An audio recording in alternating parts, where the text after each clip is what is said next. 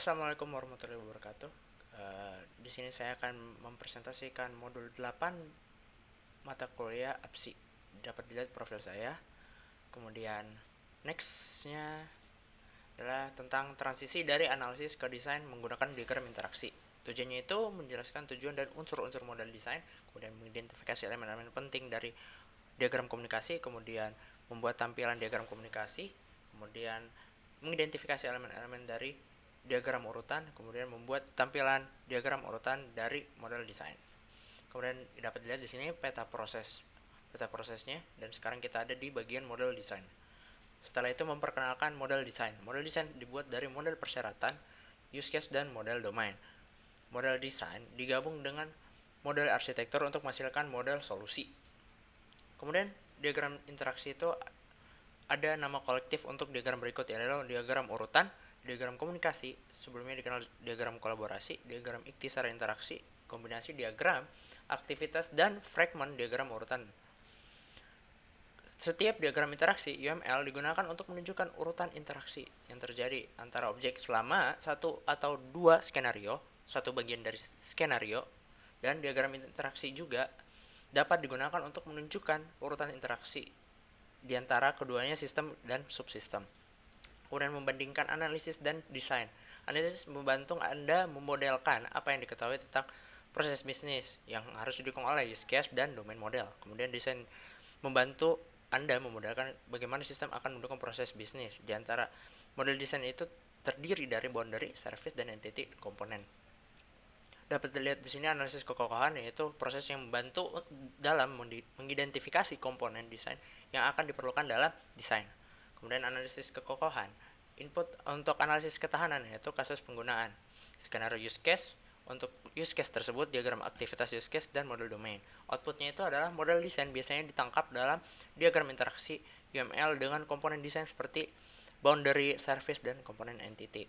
Di sini kita dapat lihat komponen boundary, kelas boundary digunakan untuk interaksi model antara sistem dan aktornya. Kemudian kelas service itu mewakili koordinasi pengurutan transaksi dan kontrol objek lain dan sering digunakan untuk mengenkapsulasi kontrol terkait dengan use case tertentu. Dapat dilihat di sini. Kemudian kelas entity itu digunakan untuk memodelkan informasi yang berumur panjang seperti ini, reservation ketika dibuat. Komponen entity dan pelayanan. Komponen entity akan sering memiliki komponen layanan yang sesuai. Kemudian komponen boundary dan entity. Komponen boundary sering dapat mengambil atribut komponen entitas seperti ini, get details, pada komponen entitas. Kemudian mendeskripsikan proses analisis robustness, itu pilih case-nya, kemudian buat combination diagram atau sequence diagram yang memenuhi aktivitas, yaitu identifikasi komponen desain, gambarkan hubungan antara komponen-komponen, kemudian beri label pada asosiasi dengan pesan. Kemudian ubah communication diagram menjadi sequence diagram atau sebaliknya. Kemudian mengidentifikasi elemen-elemen dari communication diagram, itu ada object node, sequence number, message name, parameter, kemudian return object, dan create object stereotype, dan stereotype icon or text. Kemudian ini contoh dari communication diagram sebelumnya, bisa divariasikan. Kemudian sebuah pesan dapat menunjukkan nama pesan, panah arah, yaitu ada panah arah pesan sinkron dan asinkron, nomor urut, kemudian daftar parameter kondisi penjaga yang menunjukkan pesan bersyarat, kemudian parameter pengembalian.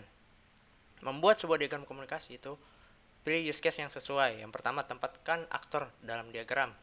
Kemudian menganalisis form use case atau diagram aktivitas untuk use case. Setiap tindakan dalam use case harus ada mengidentifikasi dan menambahkan boundary dan service, entity, dan interaksi lebih lanjut seperti penemuan atau metode baru.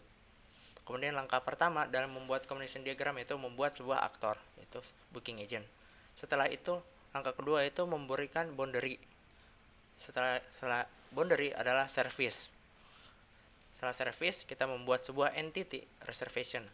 Kemudian langkah 2D mengidentifikasi interaksi tambahan, yaitu adanya interaksi antara service dan entity. Seperti ini. Kemudian metode tambahan. Seperti ini metode tambahan, yaitu get reservation detail pada entity. contoh diagram komunikasi, dua diagram komunikasi berikut menunjukkan lebih banyak tampilan dari create reservation, itu skenario primer dan skenario sekunder tidak berhasil. Ini skenario primer ketika sebuah proses itu berhasil, dan ini ketika tidak berhasil atau ditolak. Kemudian sequence diagram. Sequence diagram itu menyediakan perspektif berbeda dari interaksi antara objek, bisa digunakan sebagai ganti communication diagram, bisa diubah menjadi atau dari diagram komunikasi diagram, lebih berguna untuk developer menyoroti waktu pemesanan interaksi. Di sini ada elemen-elemen dari sequence diagram, yaitu ada not object, kemudian ada pesan, ada explicit kembali, ada ini explicit kembali, kemudian batang pengaktifan, kemudian waktu yaitu panjang dari batang pengaktifannya, lifeline atau masa hidup. Habis itu implicit kembali. Sequence diagram mendukung notasi fragment. Kegunaan dari fragment adalah memperlihatkan sequence loop, memperlihatkan jalan alternatif, memungkinkan perlihatkan dua atau lebih skenario, kemudian memperlihatkan referensi ke sequence diagram fragment terperinci lain, kemudian memungkinkan kamu untuk memecahkan diagram besar ke beberapa diagram yang kecil. Dapat dari sini contoh fragment, yaitu ada tentang perpustakaan peminjaman buku. Di sini sequence frag validate book code, memvalidasi kode bukunya, di scan, kemudian jika kalau gagal akan di scan ulang kembali oleh pustakawan, kemudian jika berhasil maka akan di return bahwa kode valid dan dimasukkan. Kemudian contoh sequence diagram. 3 sequence diagram memperlihatkan pandangan dari create reservation lebih detail, meliputi berikut primary atau successful skenario dan sebuah secondary unsuccessful di dalam satu diagram. Kemudian 2 secondary unsuccessful skenario di mana kamar itu ditawarkan ditolak oleh agen pemesanan. Kemudian sebuah fragment sequence diagram memperlihatkan detail lebih baik untuk bagian get reservation detail. Di sini sequence pertama yaitu successful skenario, ketika sebuah proses itu terjadi berhasil akan di-accept dan accept reservation, dan juga ada skenario unsuccessful di bawah ini ketika sebuah reservasi itu ditolak oleh agen pemesanan. Kemudian contoh kedua itu adalah unsuccessful. Unsuccessful itu artinya berarti kamar-kamar yang ditolak oleh agen pemesanan pada saat reservasi. Jika jika ditolak maka akan jika tidak sesuai dengan apa yang diinginkan oleh booking agent, maka dari detail itu akan di-reject, kemudian cancel reservation dan di-destroy datanya. Kemudian sequence diagram itu bagian dari get reservation detail tadi, yaitu get room itu mendapatkan tipe ruangan, identitas ruangan atau nomor ruangannya, itu type deskripsi dari ruangannya. Kemudian mengambil data tentang harga dari ruangan tersebut. Kesimpulan dari modul 8 ini adalah interaction diagram digunakan untuk mengidentifikasi desain komponen yang memenuhi sebuah use case. Dan object interaction bisa divisualisasi dengan sebuah UML. Yang pertama itu UML communication diagram dan sequence diagram. Ya, sekian dari saya, mungkin segitu saja. Bila ada salah kata mohon maaf.